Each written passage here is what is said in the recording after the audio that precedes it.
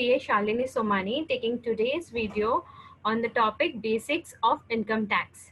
Basics are just like foundation to any building.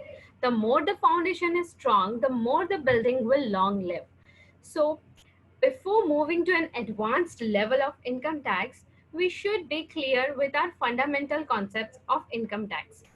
Because once you understand the logic behind the basic concepts of income tax, you don't need to remember it or revise it every now and then. It will be by heart.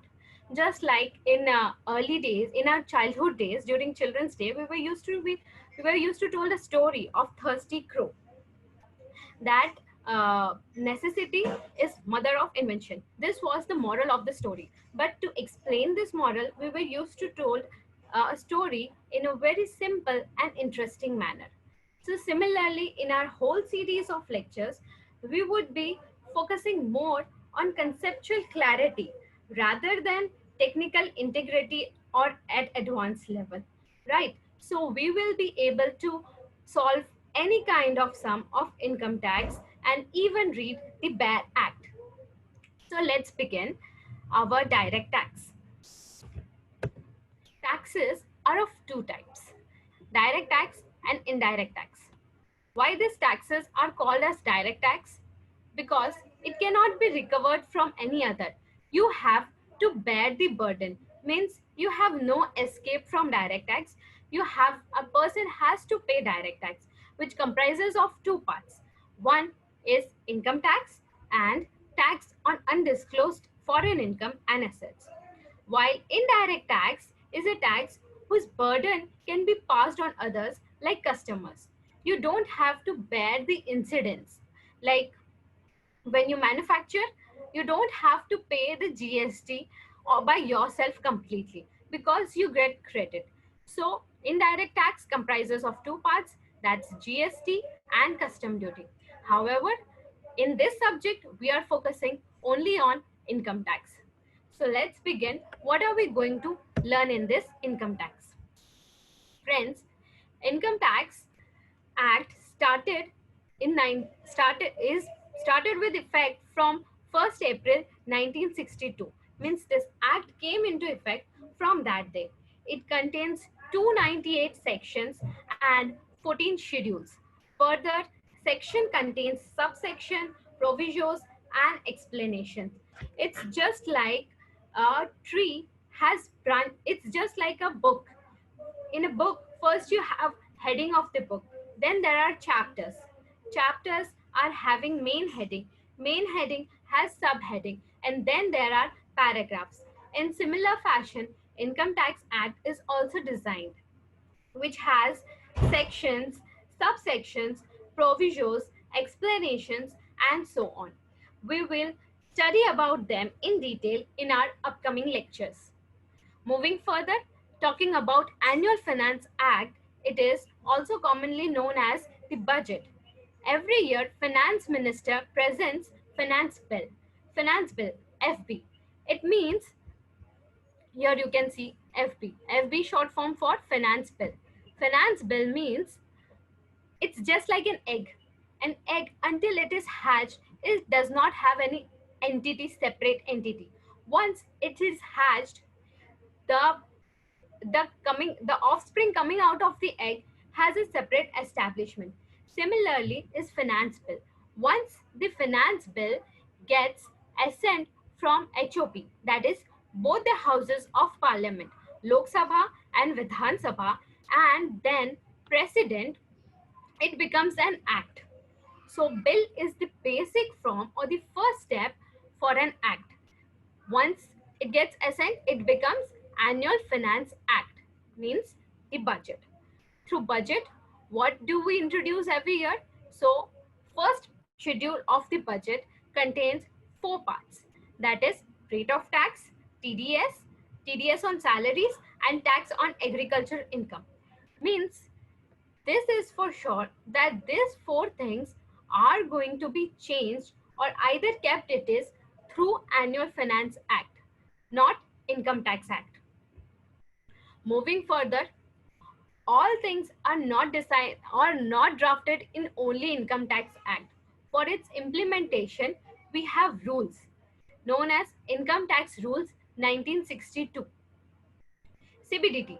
Like in banks, we have the Apex Bank and ruling authority of RBI. Here we have CBDT, Central Board of Direct Tax, which regulates all the matters and affairs of income tax in our nation. They are empowered to frame rules from time to time. Rules are like they have to be framed, reframed, modified, twisted as per the demand of time. Like during COVID time, there were so many cases of income tax which had to be where rules had to where so notifications and circulars were introduced so that relaxations can be provided to person from income tax provisions which would have caused undue harm to them. These rules have further sub-rules, provisos, and explanations.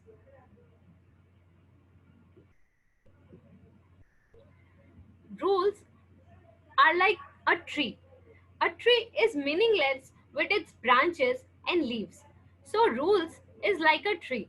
It has sub-rules and then provisos and explanations, which are necessary to give meaning to these rules and so that we can understand why what is assigned, what work is assigned to them.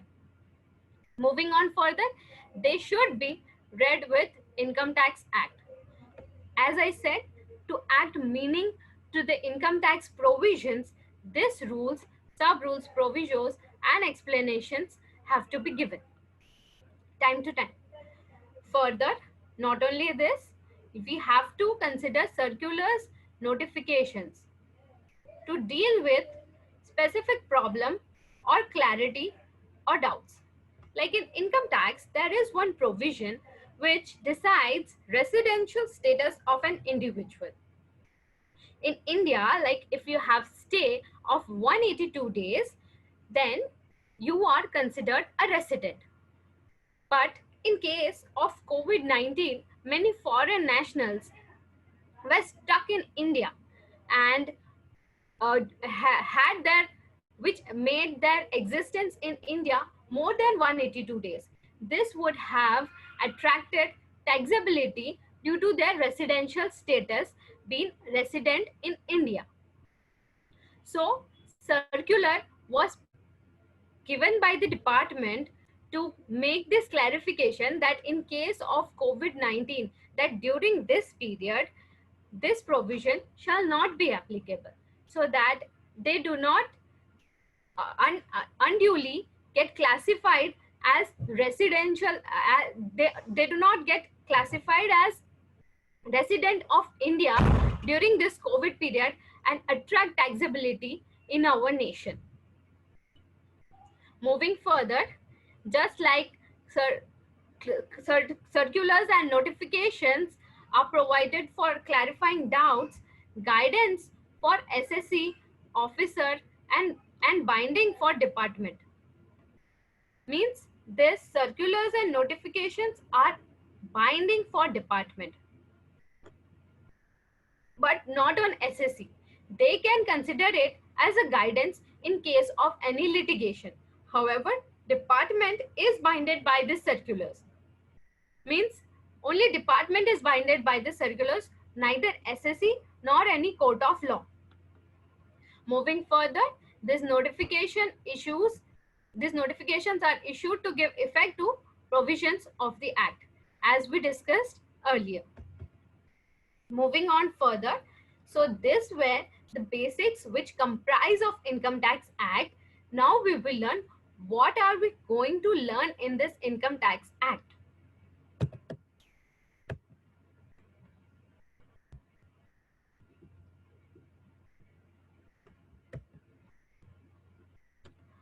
See friends, this slide covers almost whole syllabus of our Income Tax Act. How the income tax process starts. So basically it starts with determining residential status.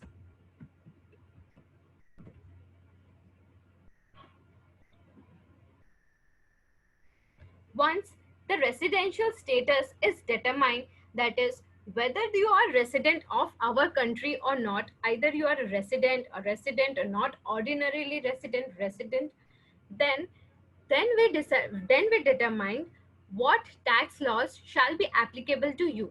Means your income shall be charged under which head and at what rate, that is determined on basis of your residential status. Next, once your residential status has been determined, there are five heads of income.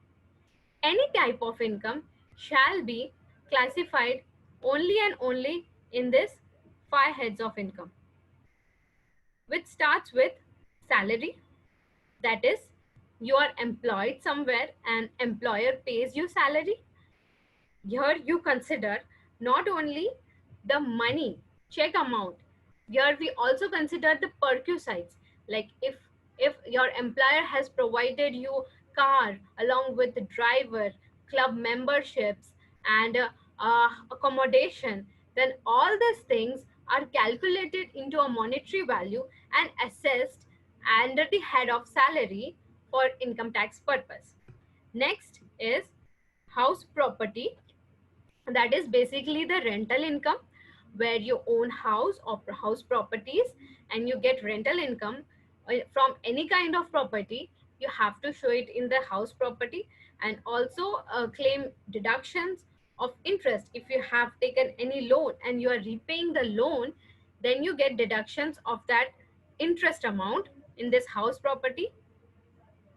Third head is business and profession. This is the head where most of the income generally is accounted, because we have working people in our nation, young entrepreneurs and professionals. Business and profession means the business or entity from which you are carrying out any nature of business, so that profit income from that business is assessed here. And in case of professionals like chartered accountants or company secretaries or CMAs, their income is also assessed under the head of provision. Next, we have capital gains. Capital gains is on asset. What is an asset? We will learn in our upcoming lectures. So once you define that you have an asset and an asset has been transferred, then capital gain arises.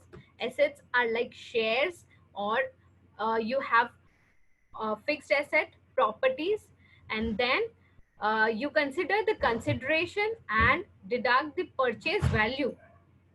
So basically, the profit which you have earned from selling a property, that is taxed in capital gain. Be it property, be it shares, that is all assessable under the head of capital gains. Next, we have other sources. Whatever income which does not get classified under all these four heads goes under to the other sources. Like you have received income from KBC, kaun banega crorepati, then where would you classify such income? That income shall be classified under other sources. Similarly, like if you are a broker and you are earning commission income, however, it is you are not showing it as business, then where would you show that commission income? It shall be shown as other sources. There are various kind of income which can be shown here, like income from horse race winnings of race horses, income from lotteries. All such kind of income are classified in other sources. This is very interesting head, so where we can explore many kinds of income, and we'll see that up to in our upcoming lectures. Then once you have classified your income in all these five heads correctly, we have to begin the computation. Computation of income, it cannot be done arbitrarily from our discretion. There we have to apply the deduction, provision and exemptions as mentioned in our Income Tax Act. So we compute the income after applying applicable deductions and exemptions. Next, what we do is deductions are deducted. There are various deductions, like if you are paying rent and then you have you can claim your rent, like everyone shall be having accommodation, either their own or rented. In that, income tax does consider your needs of your daily, like your daily needs of livelihood, so they do allow rent deduction from your income.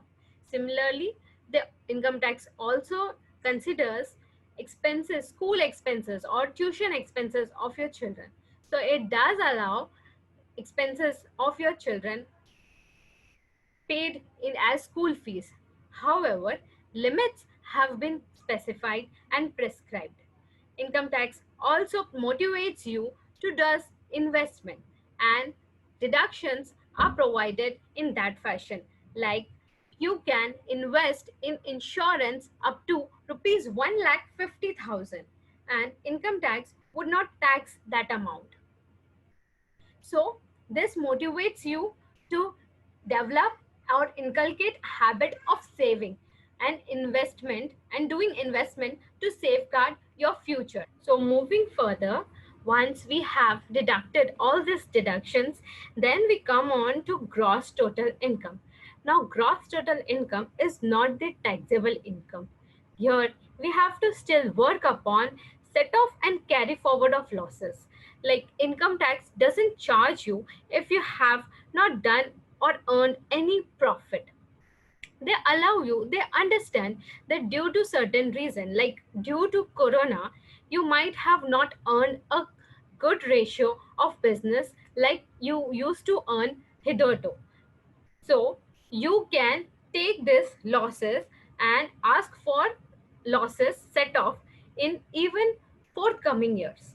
So next year, if your loss is such that it absorbs next year profit, then you can set off these losses. And if your loss is bigger than next year loss, means you have incurred a loss of 10 lakhs in last year, previous year, and this year you have earned income of only 5 lakhs, then this 5 lakhs income shall be set off against 10 lakhs of previous year loss, and remaining 5 lakhs of loss shall be carried forward to another year. Moving on further, once you have set off losses, you have to apply the clubbing provisions. Income tax does understand that in in case of a couple, husband and wife being not the main earning member, there are some things or tax planning provisions where people try to escape or evade from tax under the name of their spouse.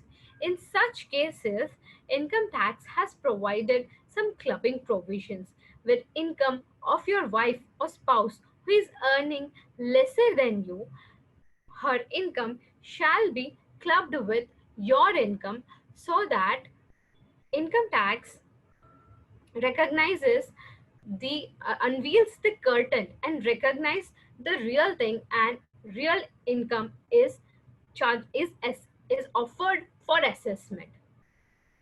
Moving on further, once you have applied the clubbing provisions, you get total income. Now this total income, you apply the basic tax rates to calculate the income tax, and these tax rates are always given in budget. As I mentioned earlier, here first schedule of Annual Finance Act contains the rate of tax. So from that, so rates are different in every year. It keeps on changing every year. So the income of which year you are assessing, you have to consider tax rate of that year only. Moving on further, once you have calculated the basic tax as per the tax rate slabs given in the budget, like recent budget, your income is exempt up to 2,50,000. Means to up to 2,50,000 you don't have to pay any tax, and after that from range of 2,50,000 to 5 lakh you have to pay 10% of the income. Such tax slabs have to be applied while calculating your income. We will learn about it in detail in our upcoming lectures. Once the tax are done, you apply surcharge or rebate under section 85. Surcharge is introduced on account of the law of income tax. That is, the more you earn, the more you pay. The less you earn, the less you pay. So surcharge is applicable only to the people who earn more. It is not applicable to low age, to low income, to category of low income. And rebate under section 87 is to protect persons of low income from unnecessary or undue hardship of taxes. Like if 2,50,000 up to 2,50,000 your income is exempt, and above that even if your income is 2,55,000, then or 3 lakhs suppose, then on that 50,000 you have to pay 10%, that is 5,000. So if you're earning just 50,000 more than the taxable income, and on account of that income if you have to pay rupees 5,000, it's quite harsh on person earning such a meager amount of income. So to protect them, rebate has been provided. In our recent budget, rebate has been provided up to rupees 5 lakh. Means if you are earning up to rupees 5 lakh, your income is your income tax is practically zero, since rebate has been provided to you for such tax slab. Moving further, health and education cess is added. It is over and above the tax calculated on your basic income. Health and education cess word is specifically introduced, not tax. Cess means the amount collected on account of this head of cess shall be specifically used for that purpose only. So friends, as you can see, it is health cess. Health cess collected by government is used for health purpose only, that is building up of vaccines and providing civil hospitals to general public. So in such cases health cess is used. And then we have education cess, means the elementary school education provided by government is funded from this education cess only. So they are not a very huge amount. It just forms 3% of your tax. Moving on further, as you can see, once we have calculated the tax, we can deduct the advance tax or tax deducted at source, means TDS. Now what is this advance tax? Friends, if you're aware that you are going to do a huge amount of business or a considerable amount of business, and your tax liability shall exceed rupees 10,000, then you have to pay advance tax, and advance taxes are paid quarterly, means every quarter you have to pay some amount of advance tax of your total tax liability. Now this is based something on your presumption. Like in last year you have done business of 15 lakhs, then you should assume that in next year if you are doing business of around about 15 lakhs, then what shall be your tax liability? Computing such tax liability, you have to assess advance tax and pay it through installments, quarterly installments as prescribed under the provisions of advance tax. And this advance tax shall be deducted from the total tax payable. which has been assessed after adding this health and education cess, surcharge rebate, calculation of tax based on rates, calculation based on rates of taxes. After all these are calculated, you will get deduction of the advance tax already paid by you due timely quarterly as per the calculation. Like 25% of advance tax is to be paid after first quarter through chalan. Now, chalan doesn't mean that it's a penalty. You might have heard of chalan is being uh, thrown upon you when you cross a red signal. So, chalan never means, does not mean only a penalty. In income tax, taxes are paid through chalan only. So, advanced tax or be it self-assessment tax. Self-assessment tax means the tax which we have calculated through all this procedure are termed as self-assessment tax. From this self-assessment tax, you have to deduct the advance tax. Now, it is called as self-assessment tax because we ourselves are assessing the tax. Now, it is a very big responsibility that we are assessing the tax ourselves. Means that it is not, it is, we don't have a certification that we are assessing it correctly. The department after assessment shall decide that whether our tax was correct or not. So once we once we deduct this advance tax or TDS, TDS is basically tax deducted at source. Means when you have earned the income. Like if you are a business contractor, contractor providing services of stationery, be it stationery or AMC maintenance of computer repairing, and you are providing it to an entity who does tax audit every year. Means to an entity who earns minimum 2 crore of turnover annually, then such entity shall deduct TDS. TDS from your bill. While paying you the bill, they shall be deducting TDS and depositing with the government account, so that to make sure government has introduced this provisions of TDS to make sure the taxes are captured right from the source only and there's no chance to escape. So few provisions are introduced and TDS is computed under various sections for various heads. Like 194C is for contractors. We will study in detail all this terminology in our upcoming lectures.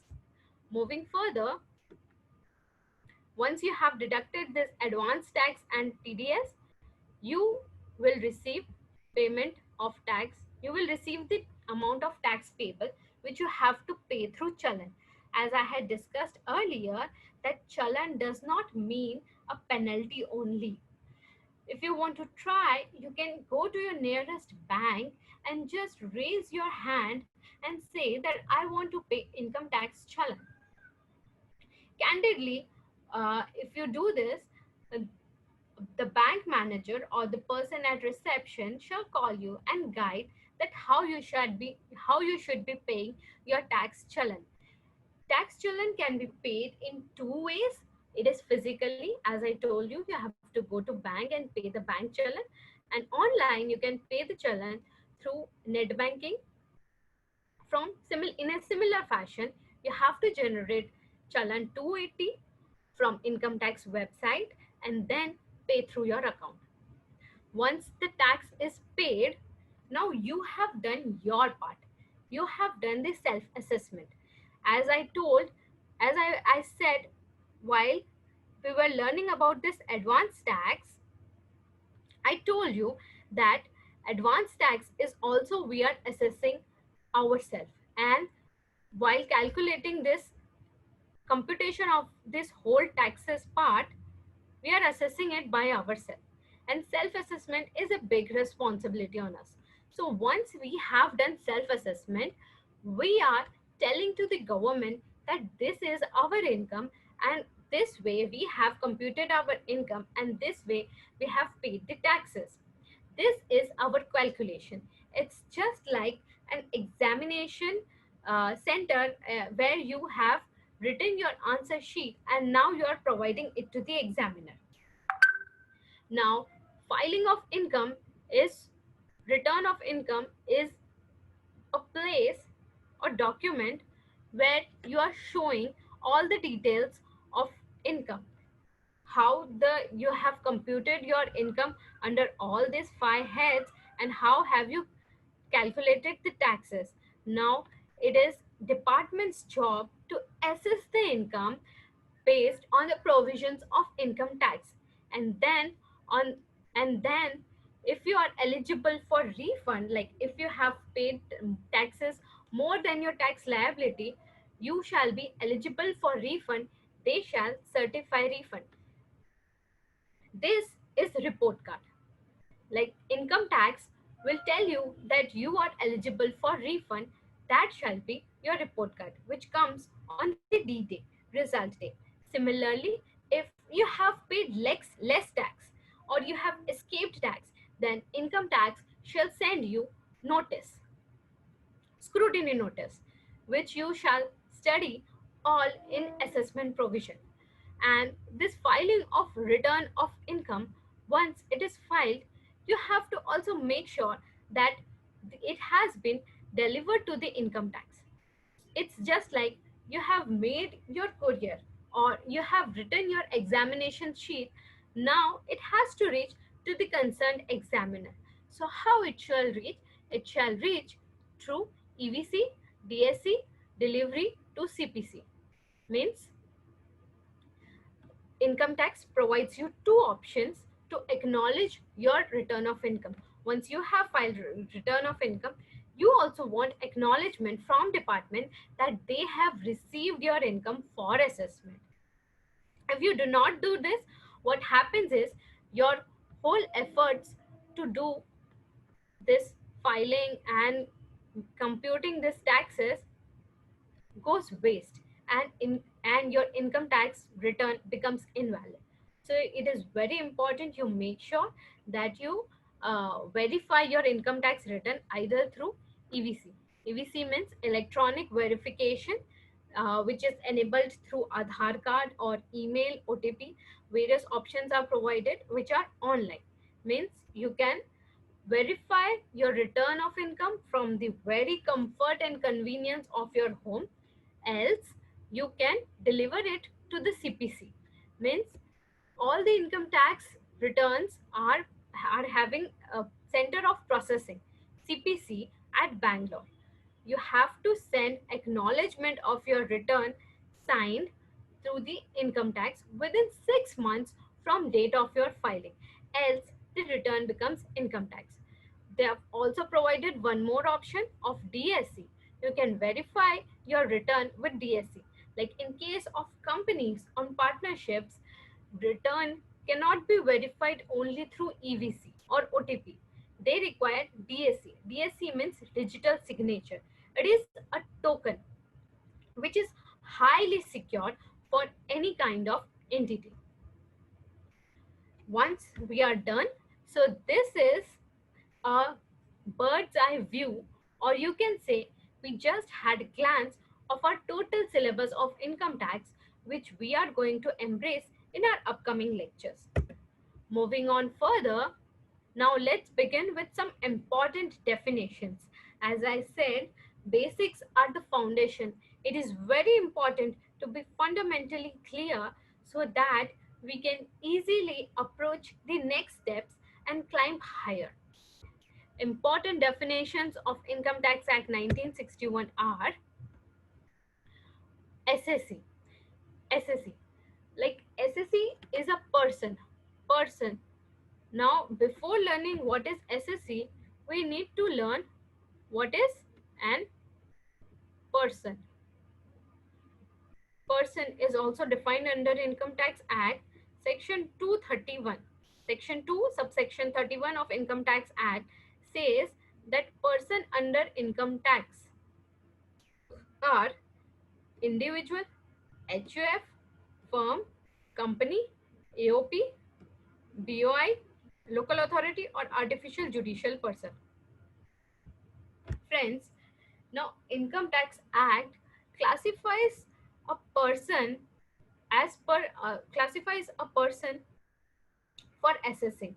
Like all person cannot be assessed in similar fashion because their constitution are different. So income tax does acknowledge and admit their different constitutions and how they are taxed differently. It acknowledges a person as individual. Individual means any person or sole proprietorship. Then we have HUF, means Hindu undivided family.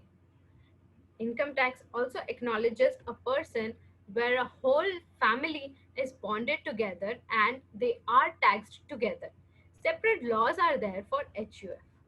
Then we have firm, a partnership firm or an LLP, limited liability partnership. It is also having separate existence. If you check out a PAN card, you can go home and check out PAN card of your parents. What is the fourth digit of what is the fourth alphabet of their PAN card? It will tell you the status as a person of them in under Income Tax Act. Like if it is a company, then fourth alphabet shall be C.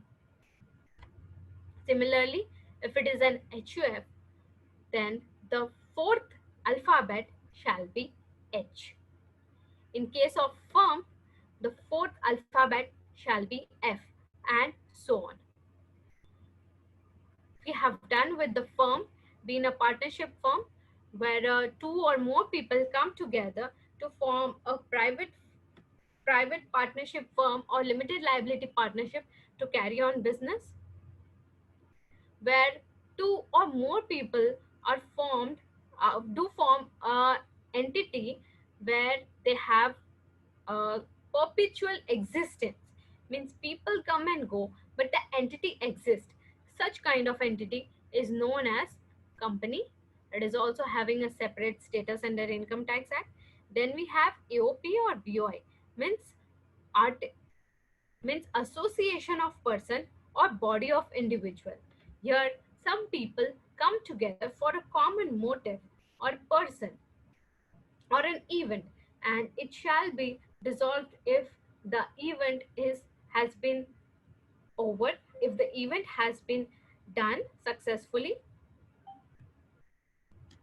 Next comes a local authority, like you have municipal corporation of any district, city. Then we have artificial judicial person. Some people are not or persons which are not falling in above category do fall an artificial judicial person. What kind of people fall in this artificial judicial person, we shall be learning in our upcoming lectures. So we are aware of a person. Then now we can learn what is an SSE. An SSE is a person by whom any tax or other sum of money is payable under this act. So this specifies that anyone can be person but not SSE. But a SSE has to be person. Are you getting? You are a person under Income Tax Act, but you may or may not be SSE. If you have income which is chargeable to tax, then you fall in the category of SSE. So person has to be, so every SSE has to be person, but a person may or may not be the SSE. Moving on further, assessment. What is assessment? I have used this term many times in my video, that procedure by which income of SSE is determined by assessment officer is known as assessment. So let us understand what is this income. Income means what a person earns and being classified under all the five heads which I had explained in my previous slide, classifying as income in 5 heads. So once we have done self-assessment, assessment done by the assessment officer is known as assessment. Moving on further, Section 2, subsection 25A defines India. India means territory of India as per Article 1 of the Constitution. Its territorial water, seabed, subsoil under such water, continental shelf, exclusive economic zone, any other specified maritime zone, and airspace above territory and territorial waters. So it's basically defining India on the basis of geography, that is its perimeter or territory, what we call as India, so that we can assess whether a person ha- has residential status within India or outside India. As I had said that it is very first step, basic step of determining residential status. To determine residential status, we should know what India comprises of. So India comprises of these four things for the purpose of residential status. Moving further, your section 3 defines previous year. Previous year means the year immediately preceding the assessment year. Now, today, if I want to pay income tax, on which income should I pay income tax? It is the previous year. Previous year means the last year. Currently, assessment year 21-22 is going on. 2021 is the current financial year. But today, if I want to offer my income, the year has not been completed yet. So, on which income should I pay tax? So it is the income of previous year. Since that year has been passed, it is called as previous year. In short form, we say PY 1920. Since that year has been passed, it is known as previous year. And income of that previous year is assessed in next following year. Since it is assessed in next year, it is known as assessment year. That's why the definition as per section 2 subsection 9 of assessment year says that assessment year means period of 12 months commencing from 1st April every year. A year after previous year means previous year 1920, income of that year shall be assessed in assessment year 2021.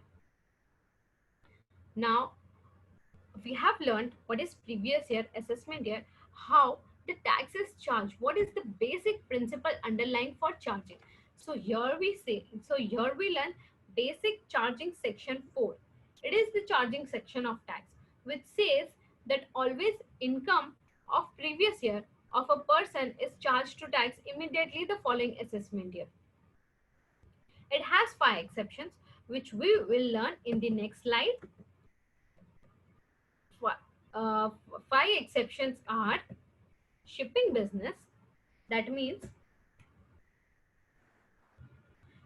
it is applicable in case of non-resident SSC having shipping business in India. So we are not waiting for such person's income to be taxed in next assessment year. We are taxing it in current year itself. Similarly, if a person is leaving India either permanently or for temporary purpose, we are not waiting for next year. We are taxing the income of such person in that year itself. Third point, short duration. Income of bodies which are formed for short duration. As I told that AOP or BOI may be formed for short duration, then we are taxing income of such bodies in same year only. Transfer property.